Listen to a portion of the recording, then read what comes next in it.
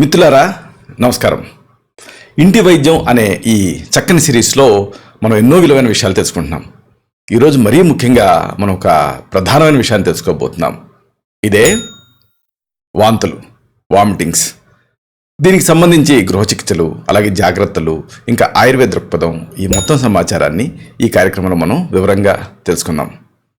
దీన్ని ముందుగా అసలు ఆయుర్వేదంలో ఏమంటారు ఇది తెలుసుకోవటం ముఖ్యం. ఆయుర్వేదంలో దీన్ని ఛర్ది, హృల్లాసం ఇలాంటి పేర్లతో పిలుస్తారు. దీనికి సంబంధించి సంక్షేపత క్రియాయుగో నిదానస్య చ వర్జనం అంటుంది ఆయుర్వేదం. అంటే కారణాలు కనుక్కొని సరిదిద్దుకోవాలి. మరి కారణాలు ఏమిటి? ఈ కారణాలని అలాగే ప్రకోపకాలని ముందు తెలుసుకోవాలి.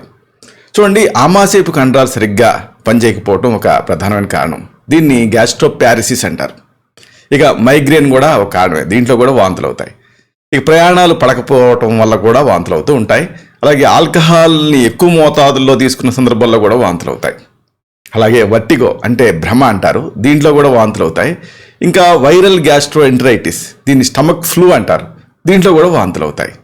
అలాగే అనరెక్సియా అని ఒక ఆహార సేవనకు సంబంధించిన రుగ్మత, దీంట్లో బాగా సన్నగా ఉంటారు, ఏది తిన్నా కానీ వాంతి అయిపోతూ ఉంటుంది. ఇంకా అపెండిసైటిస్ సరే.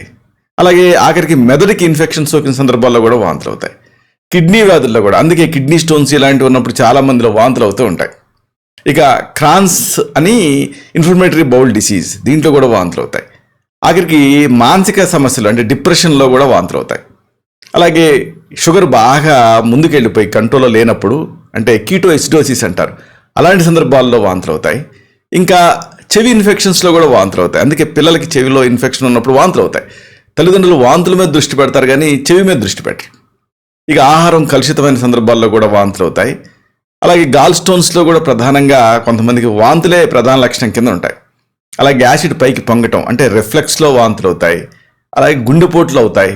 ఇంకా ప్యాంక్రియాస్కి సంబంధించిన వ్యాధులు, ప్యాంక్రిటైటిస్ ఇలాంటి సందర్భాల్లో వాంతులు అవుతాయి. చిన్నపిల్లల్లో అయితే పాలు పడకపోవటం వల్ల కూడా ఇన్ఫాంటైల్ రిఫ్లెక్స్ అంటారు, వాంతులు అవుతూ ఉంటాయి. గొంతు ఇన్ఫెక్షన్లు సరే. ఇలాగా వాంతులకి ఇవన్నీ కూడా కారణాలు. మరి దీనికి ఏం చేయాలి? చక్కని గృహ చికిత్సలు, ఇంటి వైద్యాలు ఉన్నాయి. దీనికి ఈ ఇంటి వైద్యాలు ఎవరైనా చేసుకోవచ్చు, చాలా సులభంగా ఉంటాయి.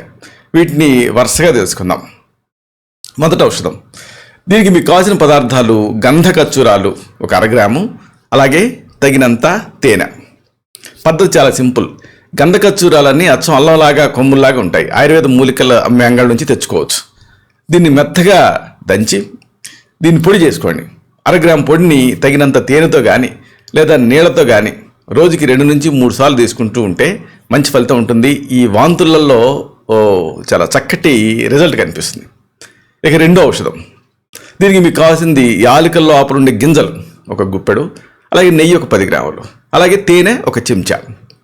దీని పద్ధతి కూడా అంతే సింపుల్. గుప్పెడు యాలకుల గింజల్ని 10 గ్రాముల నెయ్యిలో దోరగా వేయించండి, పొడి చేసుకోండి.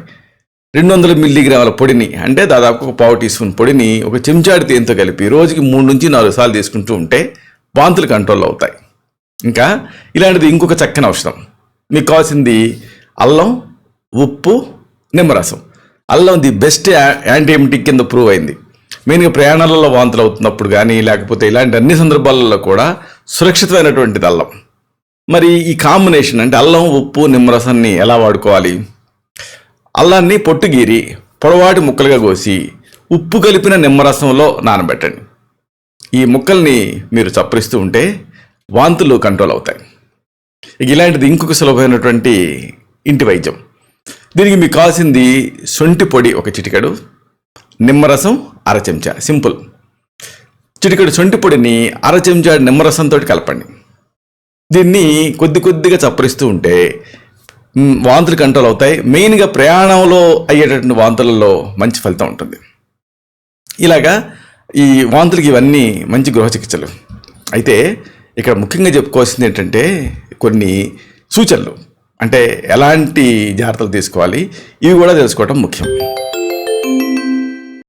ఎప్పుడు కూడా ఆహారాన్ని కొద్ది మొత్తాలలో ఎక్కువసార్లు తీసుకుంటూ ఉండండి. Small meals, frequent meals. అలాగే ద్రవాహారాలను బాగా తీసుకోండి, చప్పరిస్తూ తీసుకోండి. ఘనాహారాలతోటి ఇరిటేట్ అయ్యి వాంతులు అవుతున్న సందర్భంలో శరీరానికి శక్తి కావాలి కాబట్టి లిక్విడ్ డైట్ తీసుకుంటూ ఉండండి. ప్రయాణాలలో వాంతులు అవుతున్నప్పుడు దీనికి కొన్ని టెక్నిక్స్ ఉన్నాయి. ఉదాహరణకు ఆ ప్రయాణంలో ఏంటంటే 3 విభిన్నమైనటువంటి కదలికల్ని మన శరీరం పసిగడుతూ ఉంటుంది. ఒకటి, మనం వాహనంలో ప్రయాణం చేస్తూ ఉంటాం, చుట్టుపక్కల అంతా స్థిరంగా ఉంటుంది, వాహనం ఏమో ముందుకు వెళ్తూ ఉంటుంది, దూరంగా ఉండేటటువంటి కొండలు అవన్నీ కూడా వెనక్కి వెళ్తూ ఉంటాయి. ఇలాగ 3 విభిన్నమైనటువంటి కదలికల్ని శరీరం జీర్ణించుకోలేక వాంతులు అవుతాయి. అలాంటప్పుడు మీరు ఏం చేయాలి అంటే ఆ దూరంగా ఉండేటటువంటి మిగతా వీటిని పట్టించుకోకుండా దూరంగా ఉండేటటువంటి వాటినే చూడండి, లేకపోతే చుట్టుపక్కలనే కాన్సన్ట్రేట్ చేస్తూ ఉండండి. అలాగే అంటే ఏదన్నా ఒక కదలికలనే మీ శరీరం గ్రహించాలి. అలాగే వేపుడు పదార్థాలు వాడకండి. ఇంకా ఫుడ్ విషయంలో నెమ్మదిగా తినండి, నెమ్మదిగా తాగండి. అలాగే ఆయుర్వేదంలో విరుద్ధ ఆహారాలు ఉన్నాయి. అంటే ఏమిటి అంటే బాగా చల్లగా బాగా వేడిగా ఉండే పదార్థాలు, ఇలాంటి వాటిని వాడకండి. అన్నిటికీ మించి తిన్న వెంటనే ఎప్పుడు కూడా బరువైనటువంటి పనులు చేయకండి. చేస్తే ఏమవుతుందంటే రిఫ్లెక్స్ ఇనిషియేట్ అవుతుంది. ఇలాగా ఈ వాంతులు ఇబ్బంది పెడుతున్నప్పుడు మీరు ఈ చక్కని గృహ చికిత్సలని అలాగే ఈ సూచనలు పాటిస్తే వీటి నుంచి బయటపడవచ్చు. అయితే ఒక్కోసారి వాంతులు అనేవి మెడికల్ ఎమర్జెన్సీ. అలాంటప్పుడు మాత్రం తప్పనిసరిగా అశ్రద్ధ చేయకుండా వైద్య సలహా తీసుకోవడం అనేది అవసరం.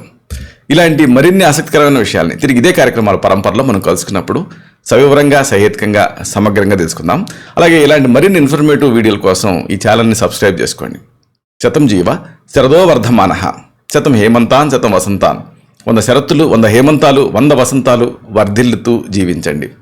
Stay healthy, stay happy, be positive, keep smiling, stay safe. Love you all. శుభం.